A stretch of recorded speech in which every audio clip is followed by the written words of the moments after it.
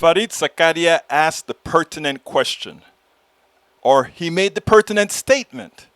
He said, the Republican Party has indulged its crazes for too long.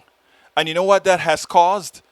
It has permeated into a form that exacerbated the COVID epidemic in the United States and likely around the world. I want you to listen to this piece that he did. I cut it a bit, but listen to this piece because I think it is so important for folks to get it.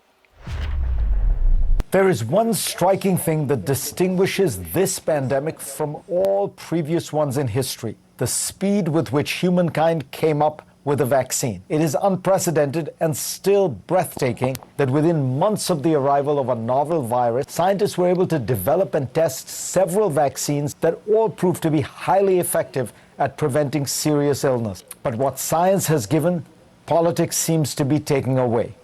Despite having ample supplies of the vaccine, America is stuck with roughly 60% of the adult population fully vaccinated, ensuring that the pandemic will linger, perhaps forever. Given the tools to end this tragedy, we are choosing to live with it. As The Economist points out, the anti-vax movement in America today is unprecedented. There have always been people who objected to vaccinations, but they were on the fringe, a smattering of naysayers.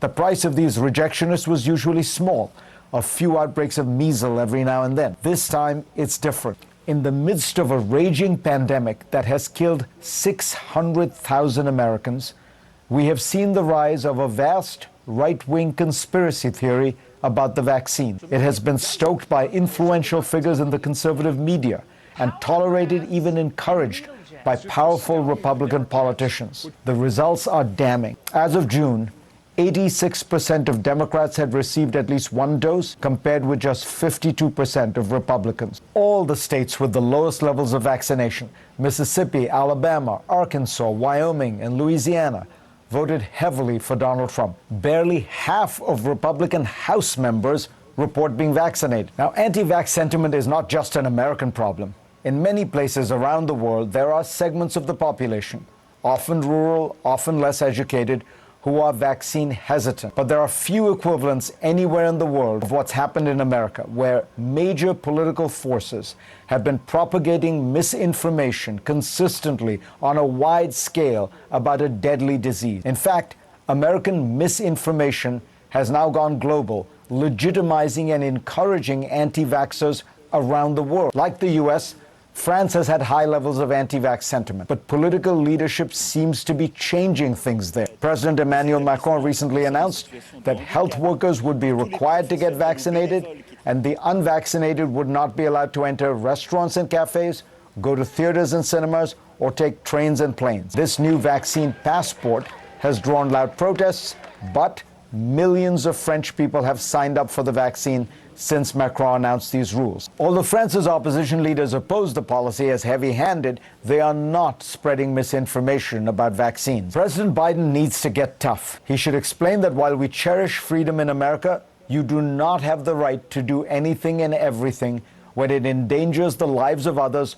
or places burdens on them. Here are some things that you are forced to do even in America. Go to school, pay taxes, register for the draft if you are male, serve on a jury. There are also many things that you are not allowed to do that might be mistakenly seen as involving no one else. You may not buy or sell controlled substances, litter on public streets, make loud noise after certain hours, and so on. If you drive a car, you are required to get a license, buy insurance, wear a seatbelt, obey street signs and speed limits, have the car inspected, and not drink alcohol before driving. If you want your children to go to a public school in America, they must be vaccinated. These are all mandates because seemingly private actions actually impose public costs. You should not have the right to spread disease and occupy a precious hospital bed. Some Republican politicians and conservative media figures are finally urging people to get vaccinated, but they may be too late, as they did with the rise of Donald Trump, the allegations of voter fraud, and the accusations of a stolen election. The Republican Party has indulged its crazies for too long, fanning the flames of falsehood and creating a miasma of misinformation. Even now, leading Republican governors like Ron DeSantis are pandering to their base by making it illegal to require proof of vaccination in Florida. Republicans say that they are for economic growth and against lockdowns, but it is the Republican Party and the conservative media, by their actions and negligence, that are endangering America's economy and, far more importantly, the lives of its people. I'm in that program, Farid Zakaria GPS. That's an important program to watch. It's more in depth, and it's more. It's not partisan in anything that it does. It's just a fact-based program on CNN. I think everybody, if you have the opportunity to do it, TiVo it, whatever. Hear me, TiVo. Record it, whatever you need to do. It's a good program to watch. But anyhow, he hits the nail on the head, Farid Zakaria. There are a lot of things that even Republicans right now know they have to do. They have to vaccinate against measles, mumps, varicella, all these different things. And they have to have a driver's license. They have to have insurance. How did this coronavirus become such a big issue? It's a political play. And this political play has caused over 600,000 American lives. I want you to remember that. Starting with Donald Trump and the handling of this pandemic, because it was politicized. It has caused us over 600 million Americans. We need to mitigate that. As he says, the Republican Party has indulged its crazies for too long. Until we unindulge them, more Americans will continue to die, both from their past policies, their present policies, and the policies that they want.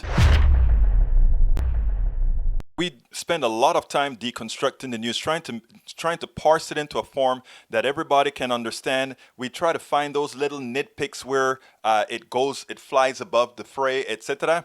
If you really like these videos that we do, I want to ask a big favor. Please go ahead. Number one, subscribe to our channel. And number two, please join if you can. Thank you so kindly for watching. Keep watching. Please remember to share. We must populate the entire internet with our progressive message, a message that we know is what most Americans say that they want. So help us, please join.